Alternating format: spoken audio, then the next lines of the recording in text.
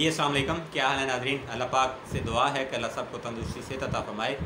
अच्छा जी, आज हम बात करेंगे कि बलगम जो है उसकी हमारे जिस्म में क्या वैल्यूएशन है, उसको हम जो है इतना लाइट क्यों ले जाते हैं और हम ये क्यों सोचते हैं कि वो हमारे लिए इतना नुकसानदेह है, जबकि बलगम हमारे किस किस उज़्ज़ू के लिए बहुत ही ज़्यादा फ़ायदेमंद है। और इसके अलावा बलगम जो है वो किस तरह से पैदा होती है और अगर वो हो जाए तो उसका इलाज किस तरह से करेंगे और इसकी कितनी इकसाम होती हैं और ये तबी और गैर तबी क्या होता है। ठीक है जी। तो सबसे पहले देखें जी, बलगम की दो इकसाम है, एक को तबई किस्म कहते हैं और दूसरी को गैर तबई किस्म कहते हैं। तबई किस्म वो किस्म है जिसको वाइट सेल कहा जाता है, यानी जिगर इसको पैदा करता है और ये अपनी असल हालत में रहती है और पूरे जिस्म के अंदर जहाँ जहाँ पे इसकी ज़रूरत है वहाँ वहाँ ये पहुँचती है और उन अज़ा की जो है वो ग़िज़ा बनती है। इसको तबई बलगम कहा जाता है। और गैर तबई बलगम वो बलगम होता है जो या तो सुदा के साथ मिल जाता है या सुफरा के साथ मिल जाता है, जिसको असाबी गुद्दी और असाबी उज़लाती कहा जाता है। इसको गैर तबई बलगम कहा जाता है। तो गैर तबई बलगम जो है वो नुकसान पैदा करती है, कहीं पे ब्लॉकेज का बायस भी बनती है, कहीं पे खून को भी गाढ़ा करती है और कहीं पे जोड़ों के अंदर दर्द का भी बायस बनती है और इसके अलावा बादी या बलगमी दर्दों का भी बायस बनती है और इसके अलावा आपको असाबी तौर पर यानी दिमागी तौर पर भी कमज़ोर कर सकती है। और गैर तबई बलगम अगर आपके दिमाग के अंदर जम जाती है, यानी रगों के अंदर, दिमाग की रगों के अंदर जम जाती है, तो फिर क्या होगा, उसे फालज या पैरालाइज होगा। इसके अलावा ये लकवे का बायस भी बन सकती है जब बलगम के साथ सुदा मिल जाता है। तो बलगम का जो मिजाज है वो सर्द तर है, इसकी जो रंगत है वो सफ़ेद है और बेबू है। ये किसकी बात हो रही है? जो तबई बलगम है। तबई बलगम रंगत में सफ़ेद और बेबू होती है और बदन इंसानी की जो दूसरी बड़ी ज़रूरत है वो बलगम है, जिसको वाइट सेल कहा जाता है। दिमाग जो है वहाँ पे बलगम का इस्तेमाल है, आपके लंग्स के अंदर बलगम का इस्तेमाल है, आपके तमाम जोड़ों के अंदर बलगम का इस्तेमाल है, चाहे वो छोटे से छोटा जोड़ है या बड़े से बड़ा जोड़ है। इसके अलावा आपका जो लमस सिस्टम है, जिसको छूने का हिस्स कहते हैं, आपकी जिल्द स्किन के अंदर भी बलगम का बहुत बड़ा एक अहम रोल है। तो बलगम हमारे लिए नुकसानदेह नहीं है अगर वो तबई है। अगर वो गैर तबई है तो फिर वो हमारे लिए नुकसानदेह है। तो लिहाजा तबई बलगम को कभी भी ना जलाना चाहिए, ना ही उसको निकालना चाहिए, ना ही उसका एंटी देना चाहिए। तबई बलगम से आपके तमाम तर हरकत के अंदर जितने भी जोड़ हैं और इसके अलावा आपका दिमाग, आँखों के अंदर ये जो रतूबात हैं, नाक के अंदर जो रतूबात हैं, गले के अंदर जो सलेवा बनता है जो कि खुराक को हज़म करने में बहुत बड़ी अहमियत का हामिल है, ये सारी की सारी चीज़ें किससे बनती हैं जी? बलगम से बनती हैं। और मैं यहाँ पे आपको मेरे जो स्टूडेंट्स हैं, मेरे जो हुक्मा भाई जो मुझे फॉलो करते हैं, उनके लिए ये चीज़ वाज़ेह तौर पर बताना चाहता हूँ कि सबसे ज़्यादा जब खून को आप निकाल के बर्तन में डालें तो उसमें पानी होगा, दूसरे नंबर पर रत या खून होगा, तीसरे नंबर पर बलगम होगा और चौथे नंबर पर सुफरा होगा और पाँचवें नंबर पर सुदा होगा। ठीक है जी। तो ये आप इनकी नंबरिंग देख लें। अब अगर कोई भी खिल्लत बढ़ जाती है तो उसका बेहतरीन इलाज उसका खारिज करना है। ठीक है जी। तो उसको जमाना नहीं है, उसको साड़ना नहीं है। साड़ने से मुराद एलोपैथिक के अंदर बलगम को जलाया जाता है, जो कि जब बलगम जलती है तो फिर ज़्यादा नुकसान करती है क्योंकि वो गैर तबई हो जाती है। जब वो गैर तबई होती है तो वो फिर ब्लॉकेज का बायस बनती है। खून को सिर्फ सुदा ही गाढ़ा नहीं करता, खून को बलगम भी गाढ़ा कर सकती है। अगर बलगम आपको नज़ला था, आपने उसको फ़ौरन से बंद किया, ब्लॉकेज होगी, खून गाढ़ा होगा। इसके अलावा आपको तेज़ बुखार था, आपने नहा लिया, तो उसके अंदर भी कुछ लोगों को ये मसाइल होते हैं जो कि बलगमी मिजाज के हामिल होते हैं। ठीक है जी।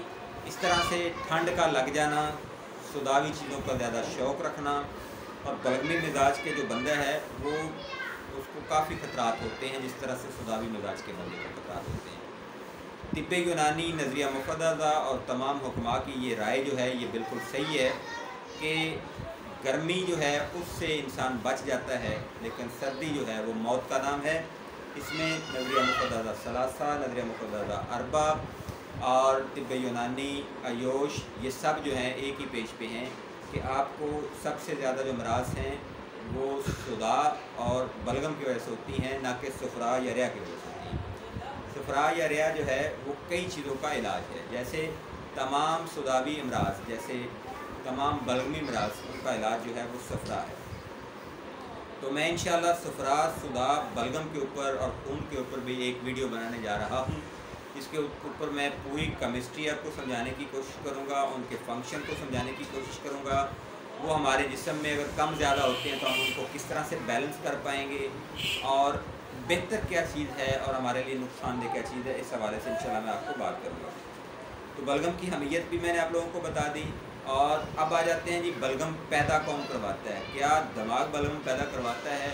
जिस तरह से कहा जाता है कि बलगम का जो उज़ू राइस है वो दिमाग है, तो क्या दिमाग बजाते खुद बलगम पैदा करवाता है? नहीं जनाब, दिमाग बजाते खुद बलगम पैदा नहीं करवाता, बल्कि होता ये है कि जब हम कोई भी खुराक खाते हैं तो हमारे मुंह के अंदर जो ग्लाइंड सिस्टम है वो वहाँ पे सलेवा जो है वो उस खाने के साथ मिल जाता है, और मैदे का जो साबी हिस्सा यानी ऊपर वाला हिस्सा है वहाँ पे जाके वो डाइजेस्ट होता है।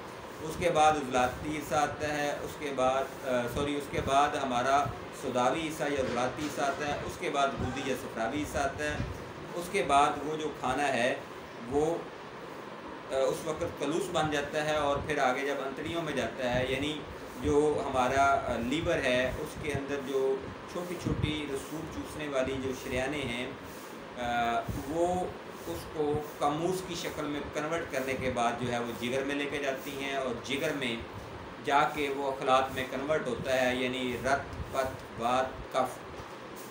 ये आयुष की टर्मिनोलॉजी है, और नज़रिया मुफद्ददा जो है उसमें कहा जाता है जी साबी उज़लात बुद्धि, और जो कि तिब्बे यूनानी है उस टर्मिनोलॉजी में इसको कहा जाता है बलगम, खून, सफ़रा और सुदा।